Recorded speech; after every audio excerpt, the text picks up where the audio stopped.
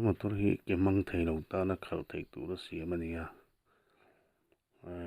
thatna em chu kut chau kan mang thei ni pon he motor hi khal thei ni clutch hi auto clutch a gear box a hianin sensor a awm a khami zu abu gear box zu mai hianin zuwan hianin clutch khu mai na tluma chuan accelerator chu kuta ti tu ni a brake po chuan hi mizoram a pani ka om thina pakhat ka chuan a ke veilam ka man thei ta ka wangin clutch sensor hi mang to lawa pa ngai lo wata helai income kan hmui accelerator le nam brake in company ole hei anei tu pusia tawma engtin nge he motor hi an siama he clutch auto clutch le lever te engtin nge an siama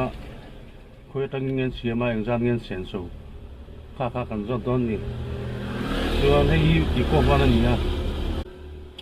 chuan pusia thei engtin nge in siama khoi tang nge siam tu te no kal ti te a siam na manja te ka min su a siam tu te Gujarat an nia YouTube a en tur an mama ei ka thiam pa number lo nei sa min pe ve a azu phone ka phone atanga car khat vela ron thlenga a siam na man sen so zong hi vai hianin a material a ron keng veka a hmun atang singret in complete ani chuanin ka soidu pakhat chu hand control a langin kalta a tirin veilama ei a control na lai veilam pangaron da kut veilam panga control turin ka thiam lawa gear nen khoi polangai sia dinglama ke ma idea in ka son phei ne chuan ani le etia in plan chok ta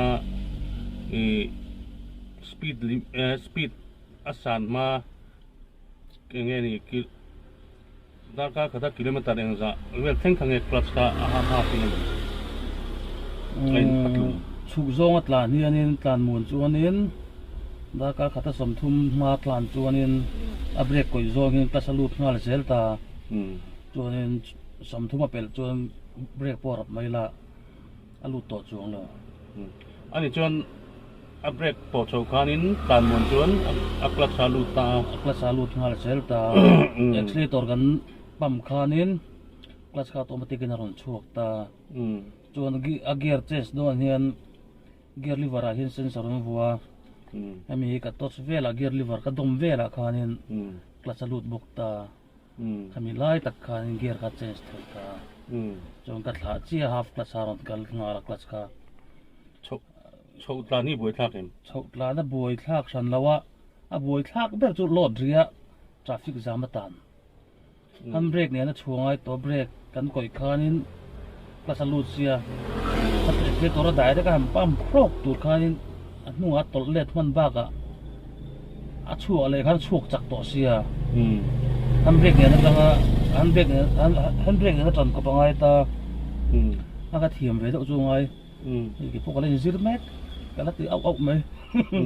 ani le mi zora mai leng jang yo mang ke ti ni number min pe tu mi ko mu tu ber khanin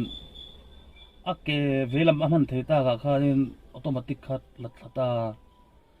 hand control ang jo kal tho maro chu a gear clutch vel kha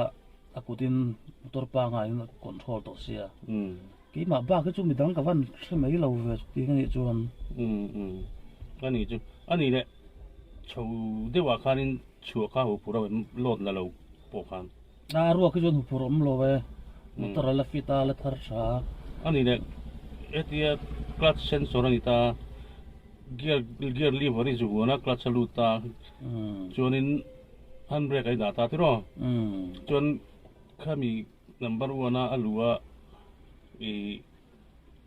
gear lever i von lo chia kharin half clutch alut ngal ti da mi chowa yan chowa polo ding po ni la number 1 ka da sanga handbrake ka potanga engma tel po nei lo mai la ti khanin apoi lo wa chuanin handbrake ka su dul khan accelerator ka pam thiam ro ngai ที่คันอันนี้แหละคลัตช์เกียร์ลีเวอร์ข้าหนึ่งเราชินละอันที่เวลชินแต่เฮียนกูกลัดกูอารมณ์ชั่วเวกตาตัวจาบีก็อันจีเฮียนออโตเมติกาฮัฟร์จากัลงาตาส่วนนี้ไอ้เกียร์ลิเวอร์เฮียนินเวลาดูมิเซนเซอร์เนี่ยไอ้ที่กับวันเวลากูกลัดกูลุดงาลังที่การลุดตาจงเกียร์ก็ด่าตอนตานี่ที่คันเราควรละที่คันสายแล้วชินแต่คลัตช์ค่ะโอ้เกียร์ลีเวอร์กันkan gear lever ka thla khan half clutch a kal ta chuan accelerator ka pek khan clutch kha kan ron chho ve zel ta chuan brake ka pam lo chuan half clutch a kal hal zel ta chuan brake ka ra hianin khu clutch khu a lut vek ta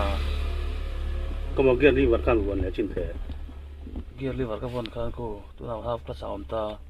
ana full in lut ta hati lai khan gear a change thei ta niส่วนก็ถ่าเลยเวลาครับก็สามตัว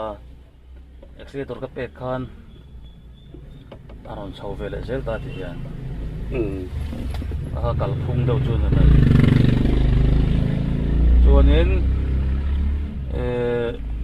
อาป้าไงขัลดูจวนในมิสุสิเฮลัยนี่คือที่ก่อยชาวเฮียนกิจป้าไงตั้งมันเทียนตา